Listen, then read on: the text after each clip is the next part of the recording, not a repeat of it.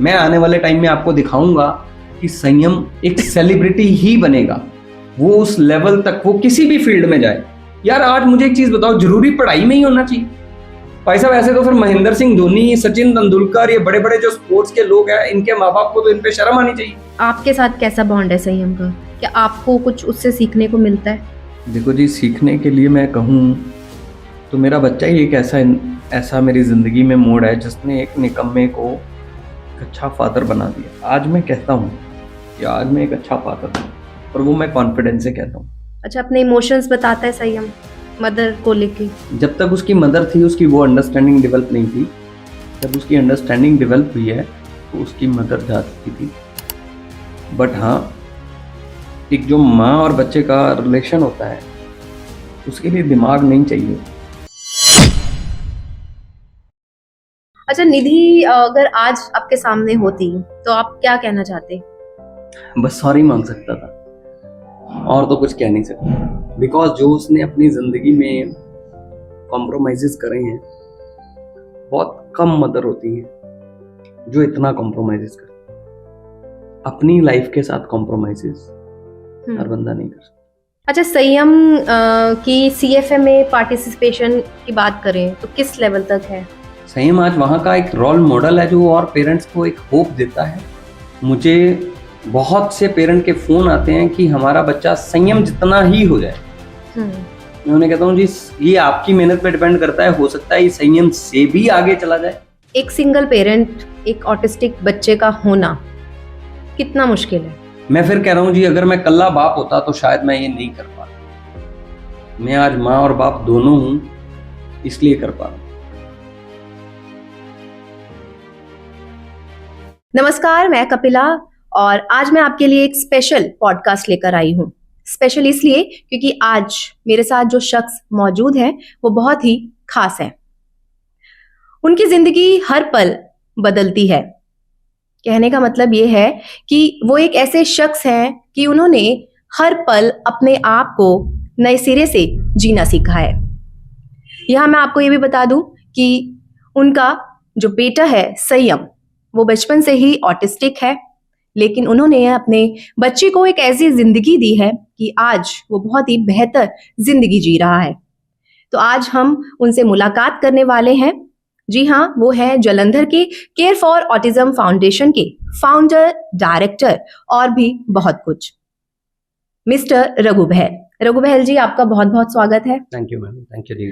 आप बहुत अच्छा लग रहा है कि आज आप यहाँ आए हैं और हम एक बहुत ही अच्छे कॉज के ऊपर बात करने वाले हैं। आप बहुत लंबे समय से एक ऐसे कॉज के साथ भी जुड़े हुए हैं जिसने आपकी जिंदगी को बहुत बार चेंज भी किया है।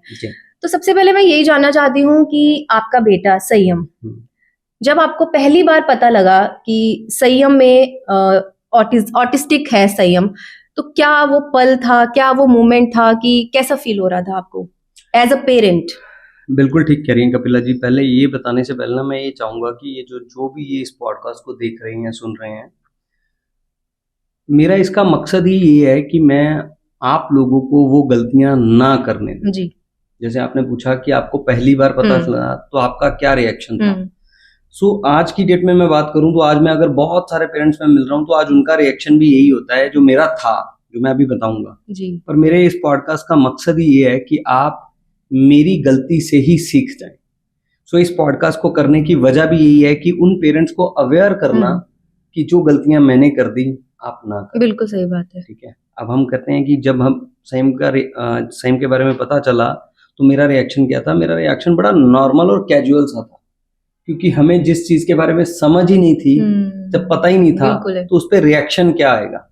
पहली बार तो जब डॉक्टर ने बोला कि ऑटिज्म है तो मुझे लगा ये टाइफाइड की तरह कोई बुखार होता होगा जो थोड़े दिन की दवाइयों के बाद ठीक हो जाएगा।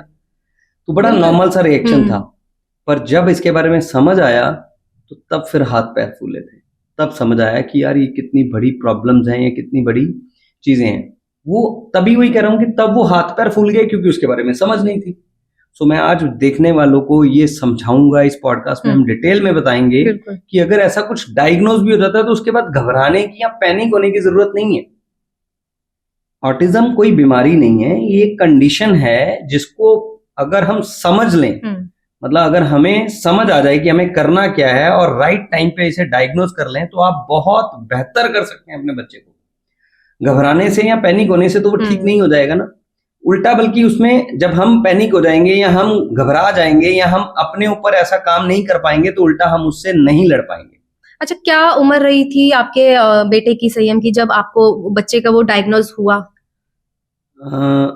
अप्रोक्सीमेटली सेम 2.25 से 2.5 साल का था मैम जब डायग्नोज हुआ। ओके। जी, और यही एक राइट एज होती है इसे डायग्नोज करने के लिए। हम हमेशा कहते हैं कि अगर ऑटिज्म में बच्चे का डायग्नोज कहीं 5 साल से पहले हो जाए तो बहुत ही अच्छा, कहीं 3 साल से पहले हो जाए तो और भी अच्छा। मतलब समझे सोने पे सुहागा, इतनी अच्छी बुरी चीज है कि उसका डायग्नोज हो गया, बट एक पॉजिटिव फ्लैग है कि राइट टाइम पे डायग्नोज हो गया। और ये आज आपके सामने जो पेरेंट बैठा है या मैं अपनी बात करूं तो मेरे बच्चे का डायग्नोज भी टाइम पे हो गया, उसके बावजूद भी हम सही रिजल्ट नहीं ले पाए। सो यही पेरेंट को समझाना है कि अगर इस स्टेज में डायग्नोज हो जाता है तो आप अपने बच्चे को बहुत बहुत बहुत बेहतर कर सकते हैं। अच्छा, अभी तो आप एज एक सिंगल पेरेंट अपने बच्चे के साथ जुड़े हैं, लेकिन जब बच्चे का डायग्नोज हुआ संयम का तो आपकी वाइफ भी आपके साथ ही थी। जी। तो उनका क्या रिएक्शन था एज अ मदर उस टाइम पे? देखिए उसका रिएक्शन, क्योंकि वो मदर पहले से डील कर रही थी, मैं अपने बच्चे को टाइम नहीं दे रहा था, अंडरस्टैंड नहीं कर रहा था। मदर को तो उससे मुझे पता लगने से 4 महीने पहले पता लग गया। वो हमेशा मुझे यही कहती थी कि यार सेम कुछ डिफरेंट है, क्योंकि वो पहले अपनी हर नाम को रिस्पॉन्ड करता था, चीजों को रिस्पॉन्ड करता था, आई कांटेक्ट करता था। अब वो अपने नाम को रिस्पॉन्ड नहीं कर रहा, वो चीजों को आइडेंटिफाई नहीं कर रहा, वो समझ नहीं रहा। पर वो एक्सेप्टेंस ना आने की वजह से मैंने उसके 3-4 महीने 5 महीने ऐसे ही खराब कर दिए, क्योंकि मैं उस टाइम पे डिनायल में था, क्योंकि मैं मानना ही नहीं रहे थे। और मानना क्या, लगता ही नहीं था, क्योंकि हम ह्यूमन है, हमें जब सामने कुछ दिखता ही नहीं है तो मुझे दिख रहा था कि मेरा बच्चा हंसता खेलता भागता दौड़ता सब कुछ बेटर है, मतलब एक नॉर्मल बच्चे की तरह जिंदगी चल रही है उसकी। तो वो उस टाइम पे यहाँ यही है ना, इस कंडीशन की सबसे जो प्रॉब्लम है वो यही है कि इसके जो सिम्टम्स हैं या इंडिकेशंस हैं, बंदा उस टाइम पे बॉदर ही नहीं करता, तो समझ नहीं आते हैं। एक बहुत छोटा सा कॉमन सा मेरा ये सवाल है कि जो लोग हैं कि एक बच्चा तो नॉर्मल है, ठीक है, एक बच्चा अलग दिख रहा है ना, जब उसका डायग्नोज होता है तो वो ऑटिस्टिक पाया जाता है। तो उस सिचुएशन में क्या कुछ हमें अपने बच्चे के साथ करना चाहिए, कैसे उसके साथ रहना चाहिए, उसके बारे में आप बताओ। बहुत अच्छा सवाल है आपका। अगर मेरे बच्चे का डायग्नोज कहीं 5 साल से पहले या 3 साल से पहले हो जाता है तो मैं आपको कहता हूँ कि बच्चा बहुत बहुत बेहतर होने के चांसेस जी। मतलब अगर मेरे बच्चे का डायग्नोज 3 साल से पहले हो जाता है तो मैं आपको बता रहा हूँ कि अगर हम सही राह पकड़ लेते हैं और हमें समझ आ जाता है कि कैसे करना है तो आप अपने बच्चे को बहुत हद तक बेहतर कर सकते हैं। ये मैं खाली वर्बली नहीं बोल रहा, इसकी बहुत सारे एविडेंस हैं, बहुत सारी चीजें हैं, बहुत सारी स्टडीज हैं जो कहती हैं कि अगर बच्चा 3 साल से पहले डायग्नोज हो जाता है तो आप उसे 90% तक मैनेज कर सकते हैं, 90% तक बच्चा बेहतर हो जाता है। मैं ऑटिज्म खत्म नहीं कर सकता, यहाँ 2 चीजें समझनी पड़ेंगी। पहले तो उसका डायग्नोज क्या है, हमें ये समझना बहुत जरूरी है, क्या वो टिपिकल ऑटिज्म है या वो वर्चुअल ऑटिज्म है। अगर तो वर्चुअल ऑटिज्म है तो वर्चुअल ऑटिज्म जो होता है वो 3, 4, 5, 6 महीने की थेरेपी के बाद अपने आप रिवर्स हो जाता है। ओके, मतलब बिल्कुल खत्म हो जाता है, ऑलमोस्ट खत्म हो जाता है अगर वो वर्चुअल ऑटिज्म है। और अगर इनिशियली डायग्नोज हो जाए तो इनिशियली डायग्नोज हो जाए, अगर हमने उसे टाइम पे पकड़ लिया, टाइम पे पकड़ने के बाद सही थेरेपिस्ट के साथ हमने कोऑर्डिनेशन बिठा लिया, आपको समझ आ गया कि मेरे बच्चे के साथ काम कैसे करना है। ये नहीं कि वो कल्ला सेंटर जाता रहे, उस 3, 4, 6 महीने में आपको भी काम करना है, आपको भी अपने बच्चे का थेरेपिस्ट बनना है। सो अगर वर्चुअल ऑटिज्म है तो ये आपकी मेहनत और थेरेपिस्ट की मेहनत के साथ आप 6 महीने में इसे रिवर्स कर लेते हैं। अगर ये टिपिकल ऑटिज्म है तो इसमें थोड़ा लंबा समय लगता है, पर फिर भी आपके पास बहुत हद तक चांसेस रहते हैं, आप अपने बच्चे को बेहतर कर सकते हैं। वहां हमें सबसे पहले उसका डायग्नोज करवाना है कि वो उसका करंट लेवल क्या है, उसकी एक साइकोलॉजिकल रिपोर्ट होनी चाहिए, हमारे पास सारी चीजें हमें समझ होनी चाहिए। उसके बाद हमें ये देखना है कि हमें कहाँ जाना है। मोस्टली पेरेंट्स को पता नहीं होता, पेरेंट क्या करते हैं जी, बच्चे का डायग्नोज हो गया और हम सेंटर चले गए। हम किस सेंटर में जा रहे हैं हमें ये देखना है, क्या वहां पे वो सारी फैकल्टी या सारी फैसिलिटी मौजूद है जो मेरे बच्चे के लिए चाहिए। ये गलतियां मैंने भी करी हैं और आज तक मैं हजारों पेरेंट मिला हूं जिन्होंने ये गलतियां करी हैं कि भाई बच्चे का डायग्नोज हो गया था 2 साल पे, 2.25 साल पे, पर मैं उसके बाद जिस सेंटर में गया वहां मैं 3 साल थेरेपी लेता रहा, 4 साल थेरेपी लेता रहा, 2 साल थेरेपी ली है, मेरे बच्चे में फर्क नहीं आया। इवन मैं आपको बताऊं कि फॉरेन से बहुत सारे पेरेंट्स हमारे पास, मेरे पास 90% पेरेंट जो है वो NRI, जो ये बताते हैं कि हमने 2 साल वहां USA में थेरेपी ले ली, 2 साल हमने कनाडा में थेरेपी कोई बेनिफिट नहीं, वो बेनिफिट्स नहीं हुए। क्यों? वहां के और यहाँ के जो ये ट्रेनिंग है इसमें बहुत डिफरेंस है। वहां वो 3 साल से पहले बच्चे का डायग्नोज ही नहीं करते और हम यहाँ कहते हैं कि अगर 3 साल से पहले डायग्नोज हो जाए तो बहुत ही अच्छा। वो वहां पे बच्चे के कंफर्ट जोन में काम करते हैं, मैं बाहर की बात कर रहा हूं, और हम यहाँ बच्चे की अडॉप्शन पे काम करते हैं। अडॉप्शन पे काम क्यों जरूरी है? क्योंकि ऑटिज्म एक ऐसी कंडीशन है जो मेरे बच्चे की 2 चीजों को इफेक्ट करती है जी। पहला उसके कम्युनिकेशन को, दूसरा उसके बिहेवियर को। बिल्कुल। जब बच्चा कम्युनिकेट नहीं कर पाता, मतलब मैं अगर प्रॉपर कम्युनिकेट नहीं कर पा रहा तो मेरे बिहेवियर इशू ऑटोमेटिकली बढ़ते जाते हैं, और जब मैंने कम्युनिकेशन करना ही सीख लिया तो मेरे बिहेवियर इशू फर्क पड़ेगा, ऑटोमेटिकली रिवर्स आ जाएगा। बिल्कुल है। यहाँ प्रॉब्लम, बेसिक प्रॉब्लम क्या है? मैं अपने बच्चे को आवाज लगाता हूँ जी, वो अपने नाम को रिस्पॉन्ड नहीं करता, मेरा बच्चा टिक के नहीं बैठता, मेरा बच्चा आई कांटेक्ट नहीं करता, मेरा बच्चा 5 मिनट की वेटिंग नहीं है। जब हम उसे 2-2.5 साल पे ये सारे कॉन्सेप्ट ही क्लियर कर देते हैं तो प्रॉब्लम कहाँ है? बिल्कुल है। फिजिकली तो कोई प्रॉब्लम ही नहीं है, खाता पीता दौड़ता भागता सब कुछ हो गया। भाई नेम रिस्पॉन्ड नहीं करता था, हमने उसे नेम उसको बता दिया, उसके नेम की आइडेंटिफिकेशन करवा दी कि क्या है। उसको फैमिली को आइडेंटिफाई नहीं करना आता था, चीजों को आइडेंटिफाई नहीं करना आता, आपने वो करना सिखा दिया, आपने उसकी सिटिंग बना दी, आपने उसका आई कॉन्टेक्ट बना दिया। भाई उसके बाद तो वो नॉर्मल बच्चों के साथ सारी चीजें करना शुरू हो जाएगा। हाँ, यहाँ मेरा बच्चा थोड़ा डिले जरूर होता है। बहुत सारे बच्चे ऐसे हैं जो डिले होते हैं, आप उसमें बेहतर होने के चांसेस बढ़ गए ना। और अगर यही चीजें मैंने शुरू ही 5 साल पे करी, 6 साल पे करी, तब क्या होगा? उतना ही पीछे चला गया वो चीज, क्योंकि वो जो चीजें हैं, वो बिहेवियर जो है वो पक चुके हैं। अब भाई 5 साल तक बच्चे को अपना नेम रिस्पॉन्ड नहीं है, अपने नाम की आइडेंटिफिकेशन नहीं है, 5-6 साल तक बच्चे की स्पीच नहीं है, 5-6 साल तक बच्चे का आई कांटेक्ट नहीं है, 5-6 साल तक बच्चा चीजों को आइडेंटिफाई नहीं करता, 5-6 साल तक बच्चा सिटिंग टॉलरेंस नहीं है, तो वो बिहेवियर पक चुके हैं, यानी कि उसको 3-4 साल से पक गए हैं। अब वो 3-4 महीने में खत्म कैसे हो जाएंगे? इसीलिए वर्चुअल ऑटिज्म में कहते हैं कि अगर टाइमली डायग्नोज होकर हमने काम कर लिया तो वो रिवर्स हो गया, अगर वो नहीं किया तो वो टिपिकल की तरफ जाना शुरू हो जाता है।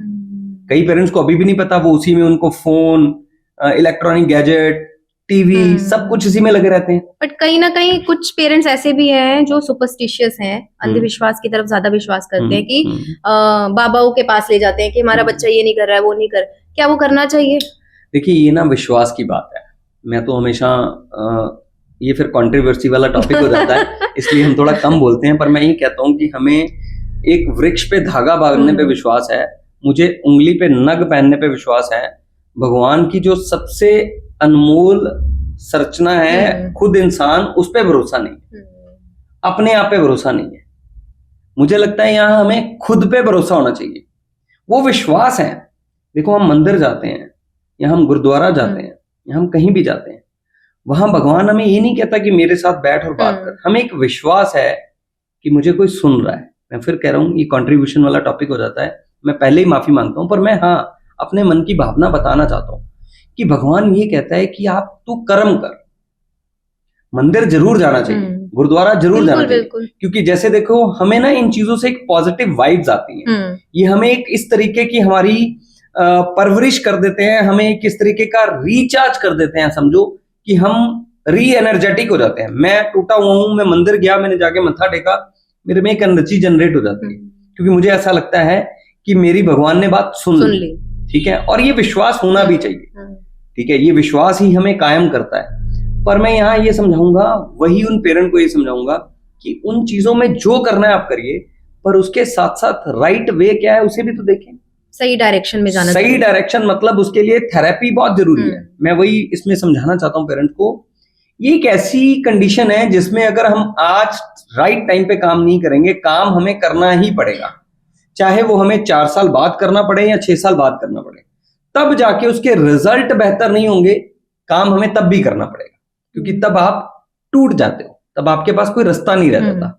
फिर तब तक हम बाबों पे जा चुके होते हैं, हम बहुत जगह धागे भी, सुखना भी, सब कुछ कर चुके होते हैं, उसके बाद भी हमें थेरेपी लेनी पड़ती है।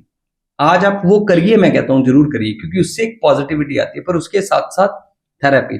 अभी यहां तक कई बट वो पेरेंट्स डिले हो जाता है ना फिर काफी। कई पेरेंट्स यहाँ आते हैं, उसकी एक एग्जांपल आपके सामने मैं बैठा हूं ना यार, मैं बता रहा हूं ना, मैंने ये सब कुछ किया है और मैंने अपना टाइम इन्हीं चीजों में वेस्ट भी किया। इंपॉर्टेंस थेरेपी को ना देके इन चीजों को दे दी, जबकि मुझे थेरेपी को इंपॉर्टेंस देनी चाहिए थी। सो वही चीजें हैं यहां, यही आपको समझाना चाहता हूं। दूसरी चीज है अपने आप पे विश्वास। भाई मैंने सब कुछ किया, मैंने थेरेपी भी ले ली, पर मैंने खुद काम नहीं किया, तो ये तब भी नहीं होना।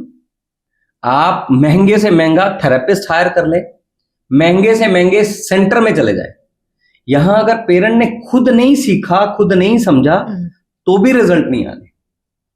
यहां ये एक जर्नी प्रोफेशनल और पर्सनल की मिलके है। यहां अगर आप एक सेंटर में जा रहे हैं और एक थेरेपिस्ट के पास जा रहे हैं, अगर थेरेपिस्ट 100% काम कर रहा है तो आपको 1000% करना है, तब जाके मेरे बच्चे में रिजल्ट आता है। और इसका अल्टीमेटली कंक्लूजन ये है, राइट एज, राइट सेंटर और राइट नॉलेज, अगर ये तीनों आ जाती हैं तो आप अपने बच्चे को बहुत हद तक बेटर कर लेते हैं। और अगर ये तीनों में अगर मिसिंग करते हैं तो हमें फिर सारी जिंदगी का काम बन जाता है, फिर आपको ये सारी जिंदगी चलना पड़ता है। अच्छा रघु जी, आपने केयर फॉर ऑटिज्म जो फाउंडेशन है उसकी शुरुआत करी जी, कब लगा कि इस सेंटर को बनाना चाहिए? ये मुझे कभी भी नहीं लगा था। तो फिर कैसे इतना आपने डेवलप कर दिया कि छोटी छोटी बातें, जैसे अभी आप बता भी रहे हो कि मैंने बहुत चीजें मिसिंग भी करी, बहुत देर से समझा, कब आपको ये चीज महसूस हुई अंदर से कि हाँ मुझे करना चाहिए कुछ? ये सब बस उन्हीं गलतियों का नतीजा है जी, या उन्हीं इनसिक्योरिटीज का रिजल्ट है कि आज केयर फॉर ऑटिज्म बना। क्योंकि मैंने अपने टाइम पे सही ढंग से काम नहीं करा, और जो कर रहा था उसे करने नहीं दिया, और उसकी सपोर्ट नहीं करी। मैं बात कर रहा हूँ अपनी वाइफ की, निधि की, बिकॉज वो राइट काम कर रही थी पर उसके पास राइट प्लेस नहीं था। कोई भी माँ बाप अपना 100% देने से पीछे नहीं हटता। बिल्कुल, यहाँ वही चीज समझा रहा हूँ जी, आप अपना 100% दे के भी कई बार सही ट्रैक पे नहीं होते हैं। ये गलती हमने अब नहीं करनी। निधि की अगर मैं बात करूं, सैम की मदर की, सो वो एक रब दा रूप सी है। ਉਹਦੇ ਬਾਅਦ नहीं कह रहा, ਉਹਦੇ ਹੁੰਦੇ भी मैं कहता सी कि मैं ਉਹਦੇ वर्गी मदर नहीं देखी, पर वही कमी थी हमारे में कि हमें राइट डायरेक्शन नहीं मिली, हमें सही रास्ता हम चूज नहीं कर पाए, और लोग आपको कई बार सही रास्ता बताते भी नहीं। हमारे साथ यही हुआ, हमें सही रास्ता भी नहीं मिला। सो जब आप उस दर्द में से निकल जाते हैं ना, फॉर एग्जाम्पल कि आपने किसी ने आपको एक ट्रीटमेंट बताया और आप उस प्रॉब्लम से गुजर रहे हैं और वो ट्रीटमेंट सही नहीं है, तो आप उसके बाद 100 लोगों को समझाते हैं बिल्कुल कि यार इस तरह ना करें, इस तरह ना करें। बस हमारे साथ कुछ ऐसा हुआ, राइट टाइम पे डायग्नोज हो गया, पानी की तरह पैसा बहाया। उस टाइम पे अगर मैं बात करूं तो 1 लाख से 1.5 लाख रुपए महीने के एक्सपेंस बेयर करे, आज से 12 साल पहले, और वो कोई 1 महीना 2 महीने नहीं, सालों साल करे। और अगर मैं, एक होता है इन्वॉल्वमेंट, एक होती है डिवोशन। मेरे बच्चे के साथ इन्वॉल्वमेंट भी नहीं थी, पर मेरी वाइफ की डिवोशन थी, उसने अपनी जिंदगी दे दी। मेरे बच्चे के डायग्नोज के बाद मैंने कभी उस बंदी को अपनी तरफ देखते हुए भी नहीं देखा। पर ये भी गलती है, मैं आगे ही बताऊंगा कि भाई उसका ध्यान रखा पर अपना नहीं रखा। यहां उससे 20 गुना ज्यादा आपको अपना ध्यान रखना है, क्योंकि आप हो तो वो है। सो ये सारी गलतियां उन्हीं का रिजल्ट आज केयर फॉर ऑटिज्म है कि पैसा इतना बहा के भी, हम राइट टाइम पे डायग्नोज करके भी हम बच्चे के साथ वो रिजल्ट नहीं ले पाए, पैसा लगा के भी वो रिजल्ट नहीं ले पाए, और अपनी पूरी डिवोशन दे के एक माँ तब भी वो रिजल्ट नहीं ले पाई। क्यों? क्योंकि वहां प्रोफेशनलिज्म हमारे साथ नहीं था। प्रोफेशनल वो जो सपोर्ट थी वो नहीं थी, बाकी सब कुछ था। वो एक सपोर्ट मिस होने से भी देखो आज हम पूरी जिंदगी का हमारा खेल बन गया, पूरी जिंदगी में लगे रहने वाली बात बन गई। सो अगर वो प्रोफेशनल सपोर्ट भी राइट वे में हो जाती, वो प्रोफेशनल सपोर्ट वैसी कि जो एक पेरेंट को भी ट्रेंड करती। यहां ये क्या है, जिनके पास ये बच्चा है या जो इस कंडीशन से निकल रहे हैं, वो बहुत अच्छे से समझते हैं कपिला जी मैं क्या कहना चाह रहा हूं, क्योंकि ये 24/7 वाली जॉब है। भाई मेरे सेंटर में, मैं एक अच्छे सेंटर जा रहा हूं, वहां 2-3 घंटे में जा रहा हूं और मेरा बच्चा सब कुछ कर रहा है, वो सब कुछ तो हो गया, बाकी के 21 घंटे वो मेरे साथ बिता बिल्कुल रहा है, बिल्कुल। और अगर मैं थेरेपिस्ट नहीं हूं तो मैं काम नहीं कर पाऊंगा। हम वहां मिसिंग। तो अभी आप कितने पेरेंट्स को जो है एक ऐसी ट्रेन कर चुके हैं जिनके बच्चे ऑटिस्टिक हैं? मैं अगर बात करूं तो हम आज तक 4 साल में मेरे ख्याल से 1000-1200 पेरेंट्स को हम मिल चुके हैं। ट्रेंड तो हम सबको करते हैं पर सब होते नहीं। ये एक औखी जर्नी है मैम, ये मैं किसी को डरा नहीं रहा, मैं सच बता रहा हूं कि ये मुश्किल है पर इम्पॉसिबल नहीं। और बहुत सारे ऐसे पेरेंट हैं जिन्होंने इस जर्नी में अचीव करा है। मेरे पास वो पेरेंट्स नहीं है जिनके बच्चे आज नॉर्मल लाइफ जी रहे हैं, पर वो कौन से हैं जिनका डायग्नोज 2-2.5 साल पे हो गया था, टाइमली हो गया, जिन्होंने उसके बाद उस पूरी जर्नी को समझा, जिन्होंने अपने आप को एक थेरेपिस्ट बनाया अपने बच्चे के साथ काम करने के लिए। उनके नहीं हुए हैं जिन्होंने कभी घर जाके बच्चे के साथ काम ही नहीं करा। कभी उन्होंने फिर वही चीजें हैं कि वो रो रहा है जी, फोन दे दो जी, मोबाइल दे दो जी, वो जिद कर रहा है, वो मांग लो जी, उसके साथ कोई काम नहीं करना। सेंटर में आने के बाद भी, सेंटर में आने के बाद भी वो स्ट्रक्चर नहीं दिया, वो अगर वो स्ट्रक्चर ट्रेनिंग नहीं मिली तो फिर वो अचीवमेंट होनी नहीं है। मैं आज भी कह रहा हूं, फिर आप अपना पैसा समय सब वेस्ट कर रहे हो। यहां आपको हर एस्पेक्ट पे ध्यान देना है, हर चीज पे।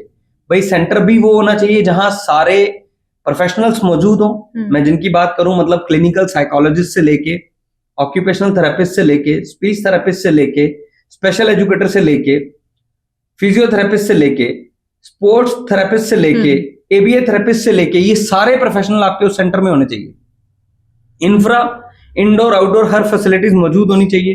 भाई 2-4 कमरे नहीं, थोड़े से मतलब उस सेंटर में एटलीस्ट मतलब उसमें मल्टीपल रूम्स हो जहां पे आप, क्योंकि यहाँ 1-on-1 काम होना है, मल्टीपल में काम नहीं हो सकता है। एक टीचर एक बच्चा, जहां सारे के सारे फैकल्टी मेंबर मौजूद हो, प्रॉपर इंफ्रा हो, ठीक है। उसके बाद वो सेंटर पेरेंट को ट्रेंड करता हो ताकि जो घर का स्ट्रक्चर है वो पेरेंट घर पे बना सके।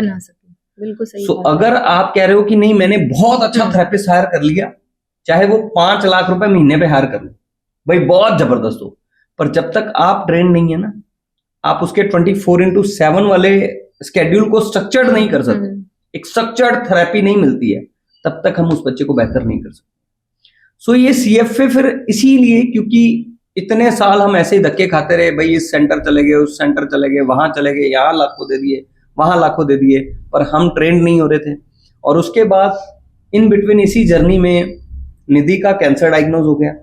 जब निधि का कैंसर डायग्नोज हो गया तो डॉक्टर ने डिक्लेयर करा कि भाई इसके पास बहुत ज्यादा टाइम नहीं है। तो वो टाइम ना होने की वजह से उस मदर की एक कन्विंसिंग थी मुझे, या मदर की एक रिक्वेस्ट थी मुझे कि व्हाट आफ्टर मी, यार मेरे बाद क्या होगा, कौन देखेगा मेरे बाद, मेरा बच्चा कौन देखेगा, क्योंकि मैं तो था ही निकम्मा फादर। सो मैं तो उस टाइम पे वैसे ही उसका साथ नहीं देता था। संयम को आप तो इस तरफ थे ना कि वाइफ है, देख रही है, एक मदर जो है वो देख रही है, और मैं अपना जो और काम होते हैं एज अ फादर वो कर रहा था। बट जब निधि गई मैम ने, उनका जब डायग्नोज हो गया कैंसर का, उसके बाद की जो जर्नी आपकी रही, आई थिंक काफी मुश्किल भरी रही। मैम वो तो सिर ते पईयां ते फिर बंदे समझ आती ना। एक्चुअली क्या है कि कई बार वो मैंने सुना, कहते हैं ना कि मुझे इस लॉ के बारे में पता नहीं है, लॉ के बारे में पता नहीं है तो इसका मतलब ये नहीं कि ना सजा नहीं हो सकती। ये मेरी गलती थी ना, मैं ये सोच रहा था निधि लगी हुई है, क्योंकि ये कल्ली मदर का काम नहीं है ना, ये पूरी फैमिली का लगना तो परिवार को ही है, पूरी फैमिली का काम है। सो बस उस टाइम पे वही हमारी गलतियां कि निधि है जिसकी वजह से हम लगते नहीं थे। ऐसा नहीं था कि निधि ने बताया नहीं, बहुत बार उसने समझाया कि यार इस सबको लगना पड़ेगा, मेरे बट हो सकता है हम शायद उस टाइम समझना ही नहीं चाह रहे थे ये चीज। हम इंडियन हैं ही ऐसे, जब हमारे सर पे पड़ती है तब हमें समझ में आता है कि हमें बचपन में ही सिखाया जाता है। अच्छा, जब सारी चीजें जर्नी, जो ये एक नई जर्नी थी आपके लिए, है ना, आप अपना काम भी कर रहे थे एंड आपकी वाइफ जो है वो एक्सपायर भी हो गई, उसके बाद की जर्नी चलती रही, शुरू हुई नई बिगनिंग।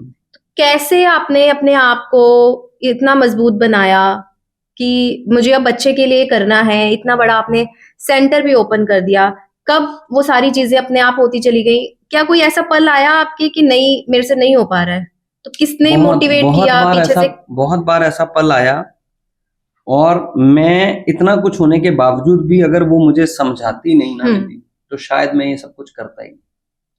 मैम ये जर्नी एक ऐसी रही है कि उसने अपनी उस बीमारी के, डिजीज के ड्यूरिंग अपने बच्चे को भी संभाला, मुझे भी बहुत कुछ सिखाया, मुझे भी बहुत कुछ समझाया और मुझे इस लायक बनाया कि मैं अगली जर्नी को बेटर कर पाऊँ। उसका बल्कि मतलब ये उस टाइम पे वो मुझे ये समझाती थी कि भाई मैंने तो जिंदगी निकाल दी, मैंने कर लिया, सो अगर अब तूने नहीं किया तो तू बहुत परेशान हो जाएगा। भाई उसका रोज मुझे ये सिखाना ही होता था। मेरे पास वो कन्विंसिंग उसका मुझे ये कहना था कि पैसा हमने कमा लिया, हम अपने बच्चे पे खर्च भी रहे हैं, एक ही हमारा बेटा है, मेरा पता नहीं है कि मैंने कल की सुबह देखनी है कि नहीं देखनी है, ठीक है, मेरे बाद क्या करेंगे। संयम ने तो ये फैक्ट्रियां संभालनी नहीं है, संयम ने तो ये सब काम करने नहीं है। वो कहती थी कि एक काम करते हैं, 2 डेयरियां लगा दे, एक साइड 20 करोड़ रुपया रख दे, एक साइड 20 रुपए का चिप्स, देख तेरा बच्चा क्या उठाता है, तेरा बच्चा 20 रुपए का चिप्स उठाएगा। तो इट मीन्स कि उसको पैसे की नीड नहीं है। ये कोई 9 साल 9.5 साल की उम्र थी जब वो 9 साल के बच्चे को पैसे का सब पता होता है। बिल्कुल। और उसने तब ये समझाया कि आज हम जिस सिचुएशन में हैं, हमारी सिचुएशन अलग है, हमारे बच्चे का अभी मनी कॉन्सेप्ट क्लियर नहीं है। और ऐसा कोई अब ये नहीं है, हमें एक्सेप्टेंस थी, हमें पता था कि हम किस सिचुएशन से निकल रहे हैं। तो कहती है अगर हमें सिचुएशन का पता होने के बावजूद भी हम सही ट्रैक पे नहीं चल रहे तो फिर तो हम खुद ही गलत कर रहे हैं ना। वो कहती थी मेक एक ऐसा सेंटर, हम एक ऐसा सेंटर बनाएं जहां हमारे बच्चे के साथ साथ और बच्चों के लिए भी जस्टिस हो, काम हो। ये हमें क्लियर हो गया था वहां पे, उस टाइम पे देख के समझ आ गया था कि ये सस्ता नहीं है, और ये हमें भी समझ आ गया था कि ये सस्ता नहीं चलेगा। एक ऐसा सेंटर जहां पैसा खर्च के तो जस्टिस मिले, क्योंकि हमारे टाइम पे हम बात करें तो ऐसे सेंटर थे ही नहीं। ये तो जैसे जैसे अवेयरनेस बढ़ रही है, थैंक टू गॉड कि आज लोगों को ऑटिज्म के बारे में समझ आ रहा है, आज ऐसे सेंटर बन रहे हैं, वो प्रोफेशनल्स आ रहे हैं, लोग अब बता रहे हैं। हमारे जब आज से मैं 12 साल पहले बात करूं तो लोगों को पता ही नहीं था।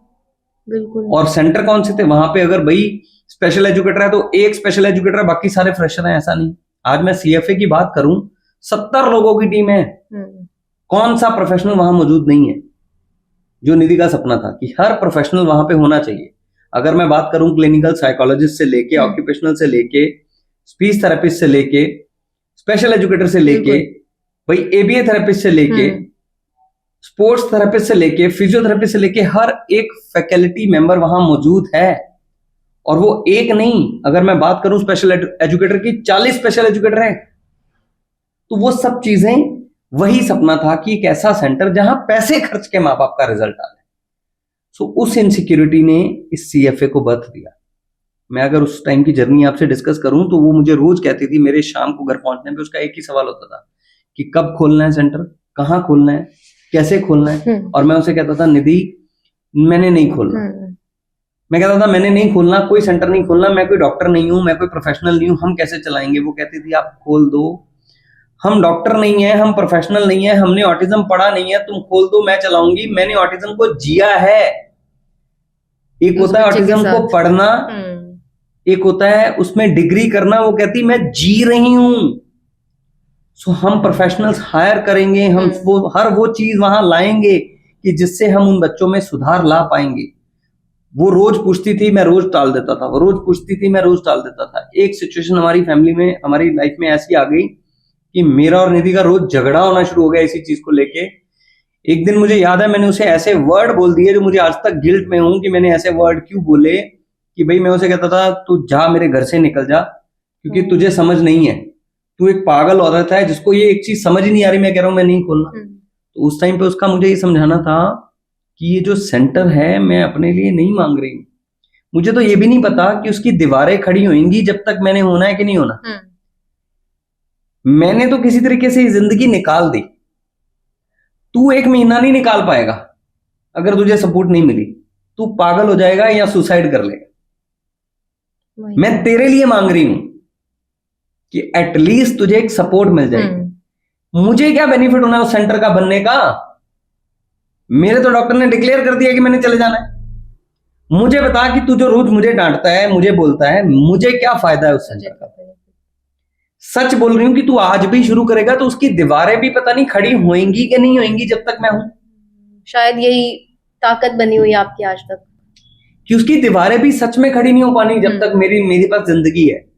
बस ये चाह रही हूं कि तू एक बार लग जा, बस ये चाह रही हूं कि तू एक बार लग जा, क्योंकि मुझे पता है एक बार लग गया तो शायद हम उस मंजिल तक पहुंच जाएं। मैं आज चाहता हूं कि उसको पता हो और वो देख रही हो कि जो सपना उसने देखा था वो आज सच हो गया है। बिल्कुल। आज सीएफए नॉर्थ इंडिया का, प्रोबेबली नॉर्थ इंडिया का सबसे बड़ा सेंटर है, जहां हर फैसिलिटीज और हर फैकल्टी मेंबर मौजूद है जो इन बच्चों के लिए चाहिए और उस प्योरिटी से काम कर रहा है। ये उसी की जर्नी थी, उसमें समझाना, मेरे बच्चे को लेके चीजें समझाना, लाइव एग्जाम्पल के साथ समझाना और उस डेडिकेशन के साथ भरना कि भाई अगर भगवान ने हमें ये जन्म दिया है, हमने सब कुछ करके देख लिया, तूने बिजनेस भी करके देख लिया, अब सब कुछ है। उम्र के हम वही 35-36 साल की तब उम्र थी, 33-32 की जब निधि गई है, तब मैं बात करूं तो मेरी उम्र 36 साल थी, निधि की 33 साल थी, सॉरी निधि की भी 36 साल थी। सो हम दोनों सेम एज के थे। तो वो ये कह रही थी कि आजकल उम्रें बड़ी छोटी हैं, 60-65, इससे ज्यादा नहीं है, आधी निकल गई है, आधी अब इस चीज में लगा दें कि इन बच्चों में सुधार ला पाए। बिना पैसे के नहीं होगा, ये समझ आ गया, एटलीस्ट पैसा खर्च के तो हो जाए। बिल्कुल। आज हम अपनी बात करें, जब हमारे बच्चे का डायग्नोज हुआ था हम कहते थे हमें बेच दो, बेच के भी जितने पैसे लगते हैं मेरे बच्चे पे लगा दो। ऐसे हजारों पेरेंट हैं, हर पेरेंट यही चाहता है, बस ठीक कर दो। हर पेरेंट यही चाहता है। और जब ये सब कुछ करने के बावजूद भी रिजल्ट नहीं मिलता, फिर पेरेंट नॉट टूट जाता है। तो यहां मकसद यही था, एक ऐसा सेटअप जहां उस प्योरिटी से, उस डेडिकेशन के साथ उन बच्चों का काम हो पाए। तो इस सीएफए की जो नींव रखी है वो निधि ने रखी है, इसकी सोच भी उसकी थी और डिसीजन भी उसका था। उसने इसके बदले में अपनी जिंदगी दे दी। उसने तो उन्होंने भी नहीं सोचा होगा ना कभी देखो कि ऐसा कुछ हो जाएगा, मैं नहीं रहूंगी, या उसके बाद सीएफए इतना ग्रो कर जाएगा। और अच्छा, निधि अगर आज आपके सामने होती तो आप क्या कहना चाहते? बस सॉरी मांग सकता था, और तो कुछ कह नहीं सकता, बिकॉज जो उसने अपनी जिंदगी में कॉम्प्रोमाइजेस करे हैं, बहुत कम मदर होती है जो इतना कॉम्प्रोमाइजेस करती। अपनी लाइफ के साथ कॉम्प्रोमाइजेस हर बंदा नहीं कर सकता। उसकी मेरे पास बहुत सारी मतलब चीजें हैं, बातें हैं करने के लिए। मेरे पास एक बहुत, मैंने कई बार कई पॉडकास्ट में भी जिक्र करा है, मेरे पास एक पूरी डायरी पड़ी है जिसमें निधि ने सेम के लिए सब कुछ लिखा है, कैसे करना है, क्या करना है। मुझे पता हो कि मुझे कुछ हो जाएगा या मैं जाने वाला हूं तो मैं एक वर्ड नहीं लिख सकता। क्या आपको पता था वो डायरी लिखती है? कभी नहीं पता चला? कभी डिस्कस ही नहीं हुआ। कब लिखती थी? ये तो मुझे भी नहीं समझ आया ये, क्योंकि मुझे मेरा ध्यान ही सारा अपने काम की तरफ था। मैंने कभी अपनी फैमिली की तरफ, अपने बच्चों की तरफ टाइम ही नहीं दिया। भाई वो सुबह 4 बजे उठ जाती थी पाठ करने के लिए, पता नहीं वो उस टाइम पे लिखती थी, रात को जाग जाग के। कभी एहसास ही नहीं हुआ आपको कि डायरी लिखती है? वो तो उसने लास्ट डेज पे हॉस्पिटल में बताया कि मैंने सैम के लिए एक डायरी लिखी है जो तुम्हारी हेल्प कर देगी, क्योंकि मुझे पता है कि अब मैं घर नहीं जा पाऊंगी। अच्छा, डायरी में क्या क्या कुछ लिखा उन्होंने?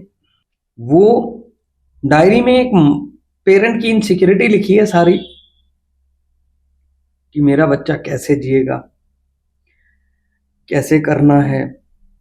वो इनसिक्योरिटी है माँ की जो होती है कि भाई सुबह उठ जाए, हर एक चीज लिखी है, उसके उठने से लेके उसके सोने तक का सारा स्केड्यूल, उसके स्कूल जाने से लेके सेंटर तक जाने का सारा स्ट्रक्चर, उसके खाने से लेके पीने तक का सारा स्केड्यूल, उसके बीमार होने से ठीक होने तक की सारी दवाइयां, उस कंपनियों के नाम, उसकी डोज, हर छोटी बड़ी बात, हर एक चीज, वो सब उसने उसमें लिखा है कि मेरा बच्चा सुबह उठे तो कैसे जर्नी स्टार्ट करनी है, हफ्ते में कितने दिन हेड वॉश कराना है, कितने दिन नहीं कराना है, ये भी लिखा है।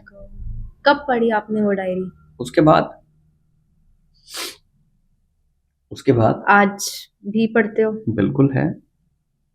संयम को पता शायद वही मोटिवेशन है। संयम को पता है, सैम को डायरी के लिए तो नहीं पता, पर उसको अपनी माँ को तो पता है। मिस करता है वो? बिल्कुल करता है। अच्छा, अपने इमोशंस बताता है संयम? मदर को लेके? जब तक उसकी मदर थी उसकी वो अंडरस्टैंडिंग डेवलप नहीं थी। जब उसकी अंडरस्टैंडिंग डेवलप हुई है तो उसकी मदर जा चुकी थी। बट हाँ, एक जो माँ और बच्चे का रिलेशन होता है उसके लिए दिमाग नहीं चाहिए होता। बिल्कुल। सो हमने जानवर को भी देखा है। प्यार का ही भूखा होता है। सो ये जो माँ और बच्चे का रिलेशन है ना, इसके लिए कोई अंडरस्टैंडिंग या कॉग्निशन की जरूरत नहीं है। ये तो उसके शरीर का एक हिस्सा है जो उससे कभी अलग हो ही नहीं सकता। वो मिस आज भी करता है, याद आज भी करता है, बस वो इमोशंस उसे शायद थोड़े कम है, पर है। अच्छा, अभी हम अभी की बात करें तो आपके साथ कैसा बॉन्ड है संयम का? क्या आपको कुछ उससे सीखने को मिलता है? देखो जी, सीखने के लिए मैं कहूँ तो मेरा बच्चा ही एक ऐसा मेरी जिंदगी में मोड़ है जिसने एक निकम्मे को एक अच्छा फादर बना दिया। आज मैं कहता हूँ कि आज मैं एक अच्छा फादर हूँ, और वो मैं कॉन्फिडेंस से कहता हूँ, क्योंकि आज मैं अपने बच्चे को वो समय भी दे रहा हूँ। आज मैं अपने बच्चे को वो टाइम, अंडरस्टैंडिंग, उसे समझना, उसके साथ फाइन ट्यून करना सब कर रहा हूँ जो एक फादर को करना चाहिए। आज मैं इसलिए शायद ये अच्छा रोल निभा पा रहा हूँ क्योंकि आज मैं एक माँ भी हूँ। आज एक माँ और बाप दोनों कर रहे हैं। और मुझे ऐसा लगता है कि ये मैं इसलिए कर पा रहा हूँ कि निधि कहीं गई नहीं, वो उसके बाद उल्टा मुझ में ही समा गई। क्या बात है। जिसने मुझे भी एक अच्छा फादर बना दिया और अपनी ममता के साथ साथ वो सारी केयरिंग, वो सारी चीजें आज सेम के लिए करवानी शुरू कर। शायद आज इसी वजह से आप दूसरों के लिए एक मिसाल हो। सच बहुत सारे ऐसे फादर्स होंगे सच बोलूं तो मैं आपके साथ अगर शेयर करूं, मेरे में ऐसा कोई वो चीज नहीं थी कि मैं कभी किसी के लिए सोचूं या कभी किसी की हेल्प करूं। मैं एक ऐसा इंसान था ही नहीं।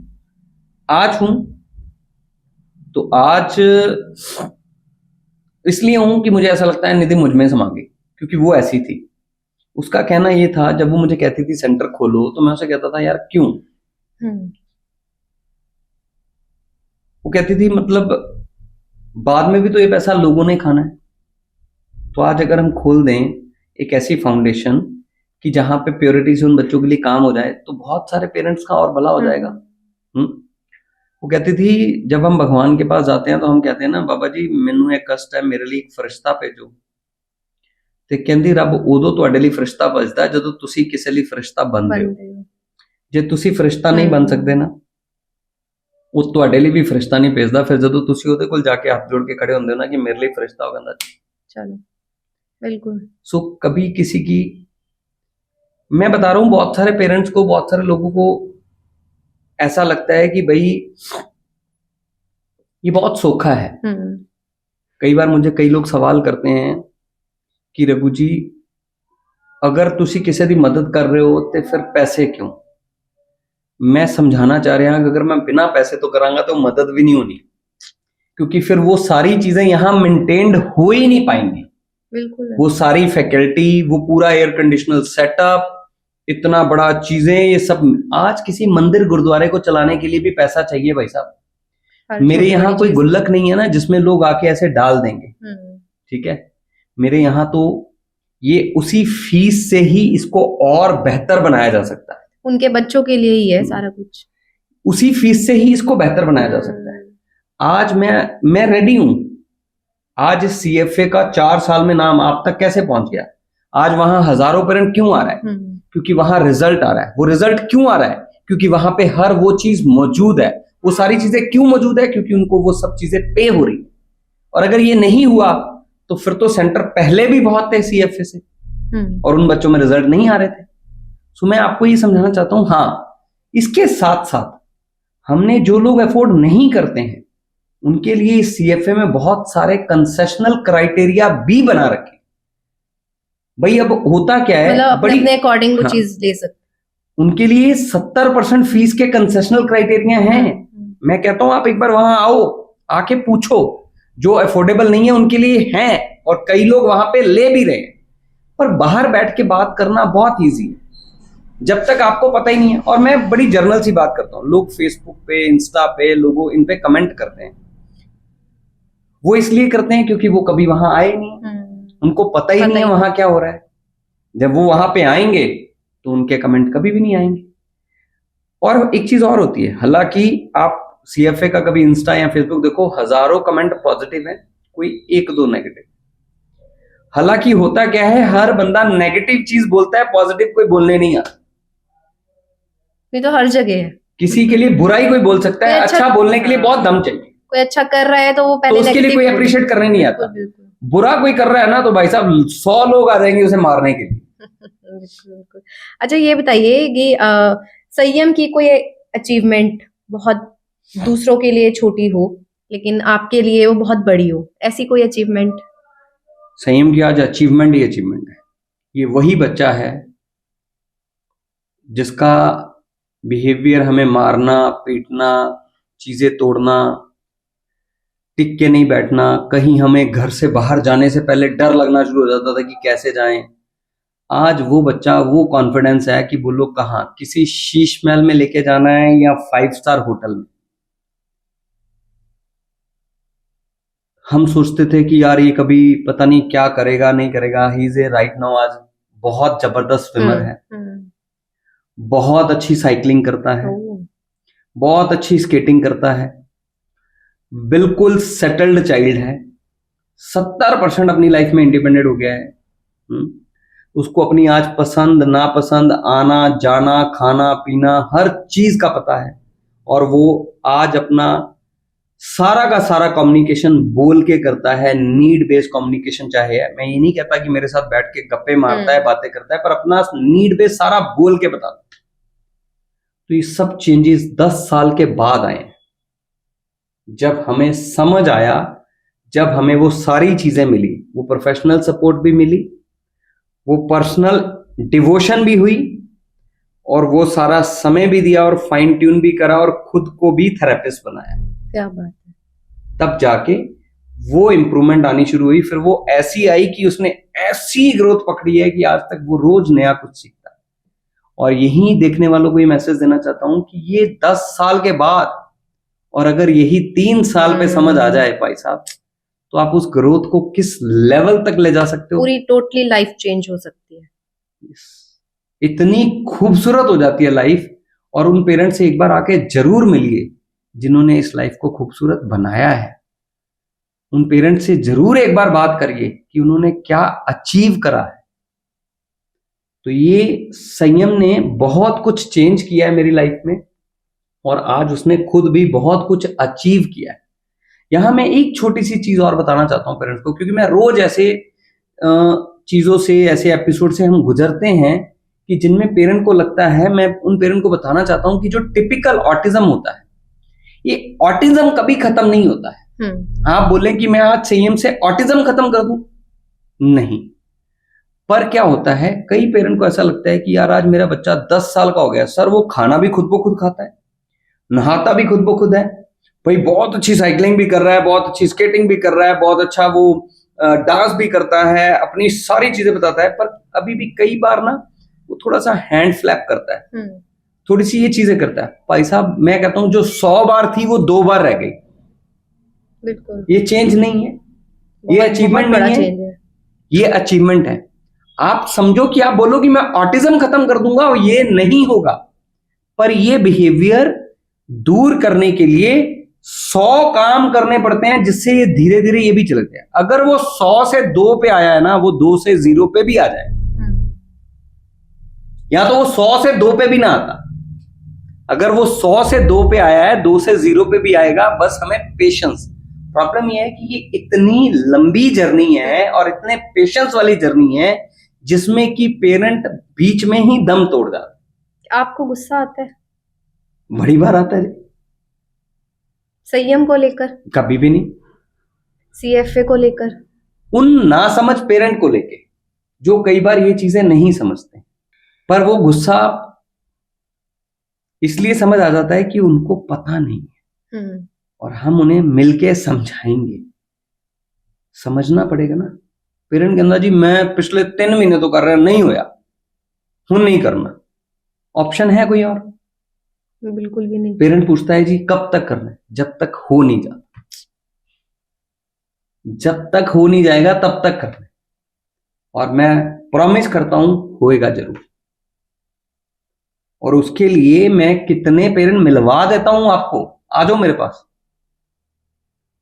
ये भी यही सोचते थे नहीं होगा, आज हो गया ना। ये तो वो जर्नी है ना कि लाइक कि अगर एक बच्चा स्कूल जा रहा है, उसके एग्जाम है, उसको साल भर पढ़ेगा तभी उसका रिजल्ट आएगा तभी ना। पढ़ाई कुछ नहीं है तो रिजल्ट कैसे आएगा? रिजल्ट कैसे आएगा? बिल्कुल। और ये पता होता है उन माँ बाप को कि हमने कितनी को मेहनत करी है। अच्छा, संयम की सीएफए में पार्टिसिपेशन की बात करें तो किस लेवल तक है? संयम आज वहां का एक रोल मॉडल है जो और पेरेंट्स को एक होप देता है। मुझे बहुत से पेरेंट के फोन आते हैं कि हमारा बच्चा संयम जितना ही हो जाए। मैं उन्हें कहता हूं जी ये आपकी मेहनत पे डिपेंड करता है, हो सकता है ये संयम से भी आगे चला जाए। पार्टिसिपेशन संयम का पूरा है क्योंकि वो उसकी इतनी मेहनत है, उसकी सारे दिन की इतना स्ट्रक्चर ट्रेनिंग है कि जिससे उसने आज अपनी हर अचीवमेंट को वो डेली डेली डेली डेली पा रहा है। आज मैं बोलूं कि संयम 14 साल का है और वो मुझे परफॉर्म 34 साल वाला कर दे तो कैसे कर दे? आज मैं आपको बोलूं कि आप अपनी मदर के एज की परफॉर्मेंस कर दें, आप कर देंगे? बिल्कुल। मैं अपने फादर की एज की परफॉर्मेंस कर दूंगा? बिल्कुल। ये तो एक तजर्बा और एक्सपीरियंस है जो टाइम से ही आता है। पर हम पेरेंट कहते हैं कि नहीं नहीं, अब ये 14 साल वाला बच्चा मुझे 24 साल वाला परफॉर्म दे दे। भाई 14 साल वाला 14 साल वाला ही परफॉर्म देगा। पेशेंस रखने पड़ेंगे। ये तो अब मुझ पे डिपेंड करता है कि मैं कितना एक्सपोजर उसे दे रहा हूं, और वो जितना एक्सपोजर आज मैं उसे दे रहा हूं वो हर लर्निंग को सीख रहा है। एक्सपोजर की बात करूं, वो वही बच्चा था कि किसी रेस्टोरेंट में जा नहीं पाता था, आज हर रेस्टोरेंट में वो जाके खाना खाता है। और वहां मैं देखता हूं और बच्चों को उनके बिहेवियर होते हैं, संयम के नहीं होते हैं। क्या बात है। संयम बड़े आराम से जाके अपना मेन्यू लेके चीज बताता है कि मुझे पास्ता खाना है या पिज्जा खाना है या रोटी खानी है या क्या खानी है, और वो आराम से बैठ के वेटिंग करता है ऐसे कि मेरा खाना आएगा, और प्रॉपर खाना अपने आप इंडिपेंडेंटली डाल के अपना खाना खाता है। उसके बाद अपने हैंड वॉश करता है, सब कुछ है। और मैं बाकी बच्चों को उसकी एज के देखता हूं तो वो कूद रहे होते हैं, जिद कर रहे होते हैं, नहीं नहीं नहीं पेप्सी पीनी है, नहीं नहीं नहीं है खाना है, सब कुछ। अब तो रोज फैमिली फंक्शंस पे हम देखते हैं ना, यही कुछ होता है। मैं जाता हूं तब मुझे बड़ी खुशी आती है और तब मैं निधि को बहुत मिस करता हूं। मैं कई बार कहता हूं कि आज निधि होती ना तो वो बीमारी से नहीं, खुशी से ही मर जाती। खुदकुशी करके मर जाती भाई साहब, कि मेरे बच्चे ने इतना कुछ अचीव कर लिया। असली खुशी तो मदर की, जो वो चाहती थी आज वो सब कुछ हो रहा है। और उसने कहना था अब मुझे जीना ही नहीं है। वो कहती थी भगवान जी मेरे साथ एक सौदा कर लो, इस साथ संयम ठीक करो, इस साथ मुझे ले जाओ, अगली सांस नहीं चाहिए। वो आज इतनी सारी अचीवमेंट देख के तो शायद वो पागल ही हो जाती। वो अचीवमेंट आज उसके बच्चे ने पाई है, पर आज मैं कहूं मैं उसका ऑटिज्म खत्म कर दूंगा तो ये फिर मेरी बेवकूफी है। अच्छा, अब अगर हम CFA केयर फॉर ऑटिज्म की बात करें, सेंटर की बात करें, तो आप उसको कहाँ देखते हो आने वाले सालों में? आने वाले सालों में मेरा विजन है जी एक ऐसा सेटअप जहां जो अफोर्डेबल है उनके लिए तो होगा ही होगा, जो नॉन अफोर्डेबल है उनके लिए कुछ ऐसे प्रोग्राम बनाना ताकि उन मदर्स को ही हम कम पैसों में ट्रेंड कर पाए, ताकि वो अपने बच्चे के थेरेपिस्ट बन पाए, क्योंकि पेरेंट ही है अपने बच्चे का रियल थेरेपिस्ट। ये दूसरा मेरा विजन है एक ऐसी कम्युनिटी को बिल्ड करना जहां हमारे बच्चों के लिए प्लेस होगा, एक ऐसी कम्युनिटी जहां पे उनके लिए हर वो क्लब हाउस से लेके ग्राउंड से लेके स्विमिंग पूल से लेके हर फैसिलिटीज का वहां मौजूद होना। और मेरा अगला विजन है CFA पैन इंडिया पहुंचाना, जहां हर 60-70 किलोमीटर के बाद एक CFA हो, जहां हम मिल के उन बच्चों के लिए काम कर पाए। वो CFA का मतलब ये नहीं कि वो रघु का ही होना चाहिए, वो कोई पेरेंट भी हो सकता है, कोई भी आए मेरे साथ मिलें, मैं सपोर्ट करने के लिए रेडी हूं कि मिल के एक ऐसे हजारों CFA खड़े कर दें कि जहां उन बच्चों के लिए काम हो। वो इसलिए नहीं कि वो मेरा प्रॉफिटेबल यूनिट होना चाहिए, वो मेरे लिए बनना चाहिए, नहीं, वो हमारे उन बच्चों के लिए बनना चाहिए जहां उनके साथ काम हो। और फिर जो पेरेंट को लगता है ना कई बार पैसे लेना करना, फिर जब वो करेंगे ना, उन्हें अपने आप समझ आएगा कि ये बिना पैसे के चल ही नहीं सकता। और मैं चाहता हूं कि आए, मेरे साथ कंधे से कंधा मिलाएं। मुझे याद है मैम, जब मैंने ये CFA खोला था तो मुझे कोई अपना सेंटर अंदर से नहीं दिखाता था। मैं तो कह रहा हूं जी, मैं हाथ पकड़ के सेंटर खुलवाऊंगा।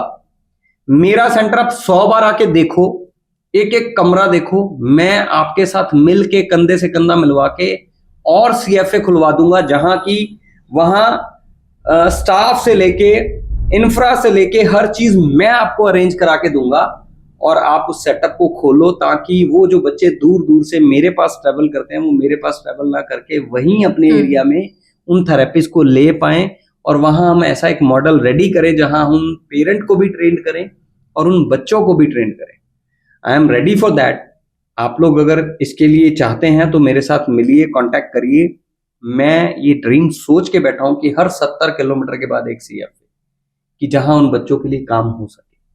पर वहां वही शर्त है कि वो डेडिकेशन और वो प्योरिटी मेंटेन्ड होगी। बिना उस प्योरिटी के नाम मैं सेंटर चलने दूंगा। वहां वो आई वॉश नहीं कि वहां प्रोफेशनल नहीं है, बिना प्रोफेशनल के चल जाए वो नहीं हो पाएगा। वहां वो बिना स्टाफ के चल जाए वो नहीं हो पाएगा, बिना उस इंफ्रा के चल जाए वो नहीं हो पाएगा।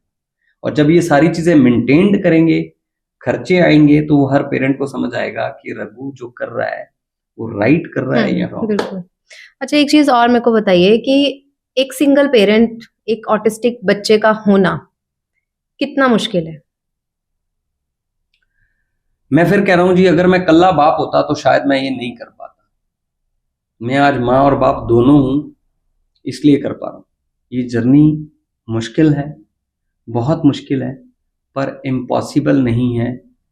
अगर एक फैमिली मेंबर भी अपनी डिवोशन दे दे अपने बच्चे को, तो बच्चा बहुत हद तक बेहतर हो जाता है। बस अपने पेशेंस लेवल बना के रखने। मुश्किल है, बार बार कह रहा हूं। मैं तो इसको एक लाइन में इसका कंपैरिजन करके बताता हूं। मैं कहता हूं जी, ये एक तपस्या है। पहले पिछले जन्मों में बात करें, कहते थे ना, उसने तपस्या करके भगवान को पा लिया। यहां भगवान मिल गया है, उसके बाद तपस्या करनी। ये बच्चे भगवान का रूप है। बिल्कुल। सच में ये वो प्योर सोल हैं जिनमें ना छल है, ना कपट है, ना किसी के लिए बुरा है, ना अच्छा है। ये तो न्यूट्रल भगवान के बनाए वो प्योर आत्मा है, जिनका कोई कंपैरिजन ही नहीं है। और मैं इसीलिए कहता हूं कि ये इस जन्म में हमें भगवान मिल गया है, बस तपस्या करनी है। भगवान हमारे पास ही है, हमें शुरुआत करनी है तपस्या की। बस बिल्कुल। डिवोशन कहते हैं ना, रब मिल जाए, मैं ओदे चरण ही नहीं छटांगा। प्रभु जी मैनू अपने चरणों ना ला लो, मैनू पैरा च था दे दो। हुण ते वो आ गया, खुद ही आ गया। हुण मेरा काम जरूरी है, मेरिया पार्टियां जरूरी ने, मेरे सिस्टम जरूरी ने। फिर किथे, फिर ए ड्रामा नहीं, फिर है नहीं कि मैनू रब मिल गया, मैनू रब मिल गया, मैनू रब। अच्छा, आप उन लोगों के लिए क्या मैसेज देना चाहेंगे जो लोग ऐसे बच्चों को देख के थोड़ा सा डिस्कम्फर्ट फील करते हैं या कई तरह की बातें बनाते हैं? ये उन लोगों का कसूर ही नहीं है मैम। मैं उन लोगों को गलत नहीं कहूंगा। मैं उन लोगों पे मुझे गुस्सा नहीं आता, मुझे दया आती है। क्यों? जब किसी चीज के बारे में पता नहीं होता ना, तो हम उसे ऐसे ही रिएक्ट करते हैं। मैं कई बार समझाता हूँ, एक 2 साल के बच्चे को आईफोन पकड़ा दो, वो क्या करेगा? वो मुंह छुपाएगा, थुक्का पाएगा, उन्हें सुट देगा। और वही आईफोन मैं आपको दे दूं, हम संभाल के रखेंगे। उन पेरेंट्स को पता ही नहीं है, उन लोगों को पता ही नहीं है, वो इसलिए ऐसा रिएक्ट कर रहे हैं। मैं उनके लिए सिर्फ एक शब्द बोलता हूं कि भाई कुछ नहीं, आप आओ और एक दिन बिताओ बस मेरे उन बच्चों के साथ। उसके बाद मैं बोलूंगा वहां से जाओ, अगर आप चले गए तो मुझे बोलो। कुछ नहीं है, 3 वर्ड है मैम। सिर्फ उन्हें अंडरस्टैंड कर लो। आप अंडरस्टैंड कर लेंगे ना, एक्सेप्टेंस खुद ब खुद बन जाती और जब एक्सेप्टेंस बन जाती है तो प्यार ऑटोमेटिकली हो जाता है। Understand, acceptance, love. लव, इन्हीं पे टिकी है दुनिया। और उन जो बच्चों के जो लिए तो ऐसा रिएक्शन देते हैं, मैं उन्हें ये कह रहा हूं कि कुछ नहीं है, आपका रिएक्शन जायज होगा, क्योंकि आप एक बार ये फेस नहीं किया उन्होंने कभी। एक बार समय तो बिता के देखो उस बच्चे के साथ, या फिर उस माँ बाप की जगह खुद को रख के देखो कि अगर मैं यहां होता और मेरे साथ कोई ऐसा करता। सही बात। क्योंकि मैं सच कह रहा हूं, मैं आज प्राउड फील करता हूं कि भगवान ने मुझे संयम दिया। आई प्राउडली कि मैं एक स्पेशल बच्चे का पेरेंट हूं, मैं एक ऑटिस्टिक बच्चे का फादर हूं, मैं प्राउडली बोल रहा हूं। क्यों? क्योंकि आज मैं सेम के साथ जी रहा हूं, और मैं ही वो फादर था जो आज से कुछ साल पहले अपने आप को कोसता था कि मुझे ये बच्चा क्यों। उसमें फर्क है ना, क्योंकि तब तक मैं उसे समझता ही नहीं था, मैंने उसे कभी फाइन ट्यून ही नहीं करा था। सो जब तक मैंने उसे अंडरस्टैंड ही नहीं करा, तो फिर मेरा हाल भी उस 2 साल वाले बच्चे की तरह है ना जिसको आईफोन था। सो आज समझ है तो आई प्राउडली अनाउंस कि मैं एक ऑटिस्टिक बच्चे का फादर हूं, और मैं गर्व से कहता हूं कि यार वो मेरा बच्चा है जो एक नॉर्मल बच्चा भी नहीं दे सकता था, वो आज उस बच्चे ने मुझे दिया। बिल्कुल। ये जब तक आपने समय नहीं बिताया, उसे समझा नहीं ना, तब तक आप बोल नहीं सकते। बहुत सारे लोगों को ये बात ऐसे ही लगेगी कि ये कैमरा पे बोलने वाली बातें। मैं सच कह रहा हूं, ये कैमरा पे बोलने वाली बातें नहीं है। आपके पास वो बच्चा नहीं है ना, सिर्फ आप 10 दिन उस बच्चे के साथ एक बार बिता के देख लो, और आप भी प्राउडली अनाउंस करोगे कि यार रब्बा ए तू रब दा रूप मैनू क्यों नहीं, मेरे नाल क्यों नहीं। भाई स्पेशल उसके साथ स्पेशल लगा है, स्पेशल एम ही नहीं लग सकता। आप एक पॉडकास्ट करती हैं, आपके साथ ऐसा कोई स्पेशल पॉडकास्टर लगता है? नहीं लगता। बिल्कुल नहीं। और जब कोई डेजिग्नेशन लगती है ना, तो ये कोई ना कोई तो अथॉरिटी ही देती है ना। बिल्कुल है। तो भाई साहब, अगर ये अथॉरिटी, फिर इनको मेरी बात समझो, फिर इनको स्पेशल नहीं, कोई वीक चाइल्ड भी बोल सकता था। कमी है भाई साहब। हम वीक क्यों नहीं बोलते, स्पेशल क्यों बोलते हैं? भाई कोई अथॉरिटी ने कुछ देखा होगा तभी तो स्पेशल लगाया होगा, और मैं उस स्पेशल पावर को एक्सप्लोर ही नहीं करना चाहता, और मैं उसको आज एक्सप्लोर कर रहा हूं। तो मुझे लग रहा है कि आई प्राउडली अनाउंस कि I am a autistic father. मैं आने वाले टाइम में आपको दिखाऊंगा कि संयम उस एक सेलिब्रिटी ही बनेगा, वो उस लेवल तक, वो किसी भी फील्ड में जाए। यार आज मुझे एक चीज बताओ, जरूरी पढ़ाई में ही होना चाहिए? भाई साहब ऐसे तो फिर महेंद्र सिंह धोनी, सचिन तेंदुलकर, ये बड़े बड़े जो स्पोर्ट्स के लोग हैं, इनके माँ बाप को तो इन पे शर्म आनी चाहिए। बिल्कुल। बस वो स्कूल दूसरी तरह नहीं जाता, लोगों की तरह नहीं जाता, तो वो वीक हो गया? नहीं भाई साहब, वो आ जाओ कंपटीशन करा लो सेम के साथ, लाओ स्विमिंग वाला अपना बच्चा और मैं भी लाता हूं, लाओ स्केट्स में नॉर्मल बच्चा और मैं सेम को लाता हूं। अगर सेम के अकॉर्डिंगली वो टुट्टी रोड पे कर गया स्केटिंग, तो मुझे बोलना। बात यही है कि हम अपनी कमियां छिपाने के लिए अपने बच्चे पे ब्लेम करते रहते हैं। जब मैं उतना समय और डिवोशन दूंगा ना, तो मेरा बच्चा उससे, उस जिनको आप नॉर्मल कहते हो ना, उससे ज्यादा रिजल्ट देता है। बिल्कुल सही, क्या बात है। बस समझने की बात। बाकी आप लोग वही जो आपने 3 बातें बताई, एक्सेप्टेंस, अंडरस्टैंड, एक्सेप्टेंस और लव, ये तीनों बहुत जरूरी है। जैसी दृष्टि वैसी सृष्टि ना। और मैं हर टाइम पे हाय हाय हाय हाय हाय हाय रोता रहूंगा, तो मेरे साथ वैसा ही होता है। और जब मैं एक खुश होके उस चीज के साथ लड़ना सीख जाता हूं, खुद का विश्वास हर अचीवमेंट को पा सकता है। यहां मेरा पेरेंट्स तक बस यही मैसेज है, अपने आप से विश्वास को डोलने ना दो यार। और मैं ये नहीं कहता कि नहीं नहीं भाई ये सेंटर ही सब कुछ कर सकते हैं। सेंटर एक जस्ट इनिशिएशन के लिए होते हैं, स्टार्टिंग, आपको एक सही रास्ता पकड़ाने के लिए। अगर उसके बाद भी आप सेंटरों पे ही डिपेंड हो, तो फिर ये आपकी गलती है।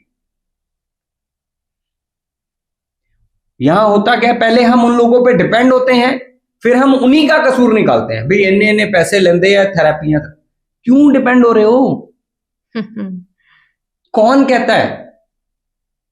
यहां सिर्फ यह है कि पहले हम अपना कंफर्ट जोन छोड़ना नहीं चाहते हैं, अपने आप को अपने बच्चे का थेरेपिस्ट बनाना ही नहीं चाहते हैं। हम चाहते हैं कि कोई कर दे मेरे बच्चे के लिए, और फिर हम ब्लेम भी कोई को करते हैं।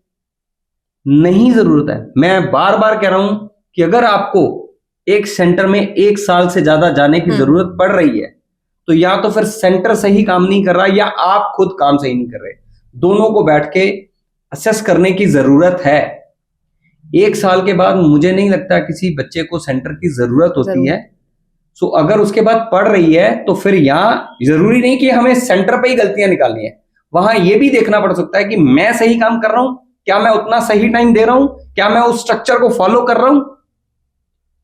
पर यहां होता क्या है कि हमें कभी भी अपनी गलती दिखती नहीं। मैं आज खुद की बात करूं, मुझे भी कभी अपनी गलती नहीं दिखेगी। तो ये हमें समझना पड़ेगा। यहां हमें दूसरों पे ब्लेम नहीं करना है, एनालाइज करना है बैठ के कि कहां गलती हो रही है और उस पर काम करना है। तो रघु जी, आपने बहुत मतलब सही मायने में कहा जाए तो एक जो ऐसे पेरेंट्स हैं उनको सही राह दिखाई है आपने। इस पॉडकास्ट के माध्यम से शायद वो इस चीज को समझ सके और भी लोगों को समझा सके आपके माध्यम से भी। मैं यहाँ एक लास्ट लाइन बोलना चाहता हूँ इन पेरेंट्स के लिए कि मैं सच बोल रहा हूँ। ये मैं अपने वही उस तजर्बे से आपको शेयर कर रहा हूँ, उस एक्सपीरियंस से शेयर कर रहा हूँ जो मैंने ऑटिज्म को जिया है। ऑटिज्म 90% पेरेंटिंग के सराउंडिंग ही घूमता है। जैसी आपकी पेरेंटिंग है उतनी बच्चे की इंप्रूवमेंट है। और मैं सच कह रहा हूं, इसको मैं साबित कर सकता हूं। आप मेरे साथ बैठिए, डिस्कस करिए। सिर्फ और सिर्फ खुद को समझाने और समझने की जरूरत है, उसके बाद आपको प्रोफेशनल्स की जरूरत नहीं पड़ती है। ये मैं सच आपको अपने एक्सपीरियंस से बता रहा हूं। 90% ऑटिज्म पेरेंटिंग के सराउंडिंग घूमता है। इंप्रूव द पेरेंटिंग, आपके बच्चे में इंप्रूवमेंट आ जाए। बिल्कुल सही कहा रघु जी ने कि अगर आपका बच्चा ऑटिस्टिक है तो आपको उसके लिए सबसे पहले तो खुद का थेरेपिस्ट बनने की जरूरत है, और बाकी तो चीजें इस पॉडकास्ट के माध्यम से आपको समझ में आई गई होंगी। रघु जी, इतनी सारी बात करने के लिए बहुत बहुत धन्यवाद, बहुत बहुत शुक्रिया। और मुझे सही मायने में भी लग रहा है आपकी बातों से बहुत सारी चीजें शायद आज मुझे एहसास भी हो पा रही हैं। एंड मैं यही चाहूंगी कि आपका CFA जो है वो काफी बुलंदियों तक जाए, और आप जो एक अच्छे कॉज के लिए, एक अच्छा मिशन लेके जो चल रहे हैं, वो बेहतर से बेहतर बने। और all the best for your CFA। Thank you so much ma'am. Thank you so much. तो रघु जी से बात करके मुझे तो बहुत अच्छा लगा, और ये पॉडकास्ट आप जरूर देखिए और हमें कमेंट करके जरूर बताइएगा कि आपको कैसा लगा। और आगे के इस तरह के और भी पॉडकास्ट मैं आपके लिए लेकर आती रहूंगी। नमस्कार।